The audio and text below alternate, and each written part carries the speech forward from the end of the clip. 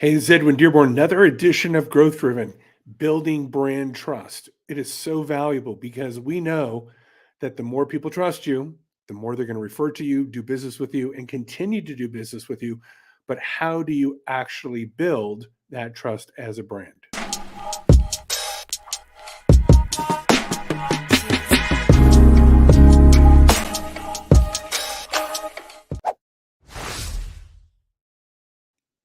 How you doing? This is Edwin Dearborn, another edition of Growth Driven. Today we're going to be talking about building brand trust.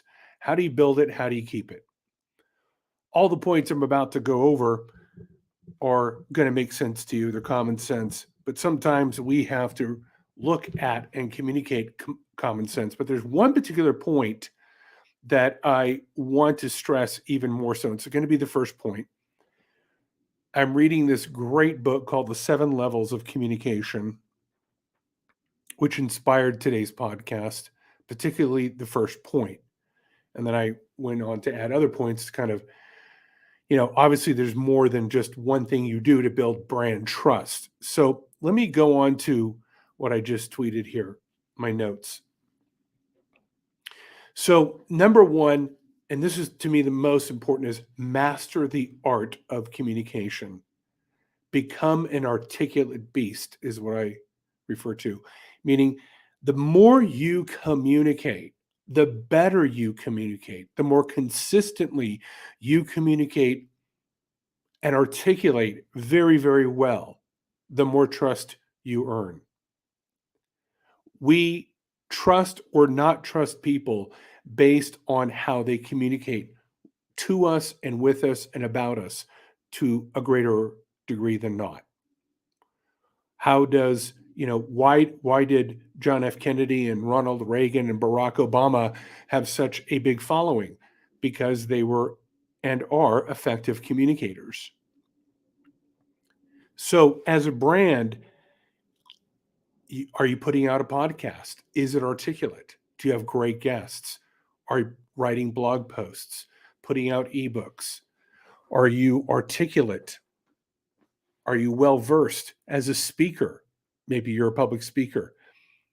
Whether it's a large stage or it's a small stage at your local town, some networking group with only 30 people, still, those are 30 people that could potentially do business with you or refer business or talk favorably about you. And whether or not they talk favorably about you, regardless of the size of the audience or the platform, is how well you communicate. Number two, be consistent in everything from your communications, your service, and response. It's not just doing a good job once, it's doing a good job over and over and over. Especially if you can exceed people's expectations and continue to do that, that will build trust. You just take a look at your favorite coffee shop, your favorite dentist, your realtor, restaurant, I don't care where you go. I guarantee you the reason why you keep going back is there's a consistency in what they do. The meals are consistently good, the service is consistently good, the people are consistently kind. All of that builds trust. Number three, transparency wins. This is something that more and more politicians should embrace, but they find it difficult. Look, you're going to make mistakes as a brand. You're going to have problems as a brand. You're also going to have successes as a brand. And the more you're able to tell the truth, be it good, bad, or ugly, that lets people know that they can trust you because they're going to give and they know honesty will be exchanged between. I remember one time I had a dentist come to me, offer me a lot of money to do some particular public relations activities he wanted done, and I couldn't do it. It was definitely out of my wheelhouse what he wanted done. And what he wanted done was an extensive publicity campaign, community based. I said, that's not my strong point. And this is a man who was offering me a lot of money to do it, thinking I could do it. And it would have been easy to take it and maybe bamboozle him for a couple months before he realized I couldn't do it. And I just said, I'm not even going to take your money. I'm not going to entertain it. He was impressed A year later, he came back to me and gave me a project I could do for less money, but he came back to me because I was transparent of what I could not do. You as a brand need to be transparent of what you can and cannot do. And if you make mistakes, own up to them and tell people, yes, it hurts, but that in the long run, it's going to build trust in your brand. Number 4, provide social proof. When you do a good job, make sure it's documented. If you have positive feedback, get those recorded as reviews on Google, Facebook, Yelp, TripAdvisor. Make that a new case study. Get it on video, put it on your YouTube channel, share it on social media. So if you do a good job, make sure you're documenting that good job in some manner. It's amazing how many people don't proactively build social proof into their marketing strategy, yet it is one of the most trusted ways that people find out about your brand. I can go into any town USA that I've never been to before and find the best restaurants because I can go to Yelp and I figure, hey, if they've got 1,400 or even 800 positive reviews, they must be doing something right. If they only have 3 good reviews, those could have been 3 of their friends. But if it's 1,400, nobody's got 1,400 friends that's going to leave it a positive review. That builds trust. So provide social proof when you do a good job. Point number 5, fairness wins. Just be fair to people. Even if it costs you a little bit of money or a loss of money, that fairness is going to build trust. And this is kind of back to the point of transparency, but I think fairness is a unique enough point that I should mention it. Just treat people the way you would want to be treated.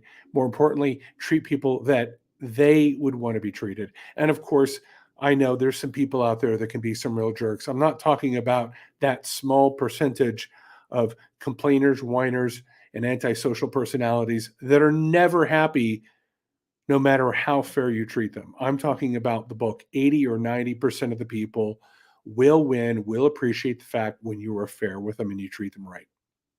And 6, my last point, go beyond good service.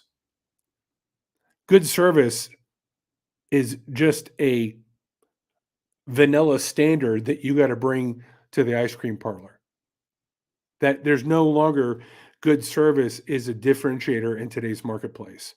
You have to provide hospitality. You've got to create amazing experiences.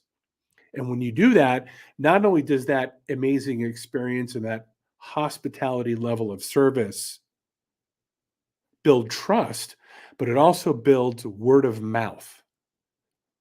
Hence the word remarkable. It's worthy of being remarked upon.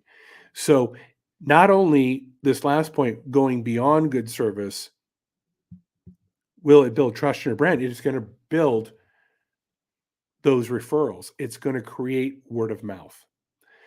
These 6 things, I believe, are how you can develop further trust. And look, it's going to take time. You can't just start doing these 6 things today and then have a lot of trust tomorrow.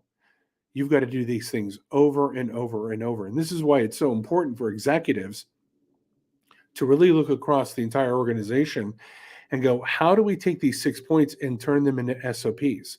Is there ways that we can write these down as policies? Can we train our team members, in ways of hospitality, of how to treat people fair, how to answer people's questions?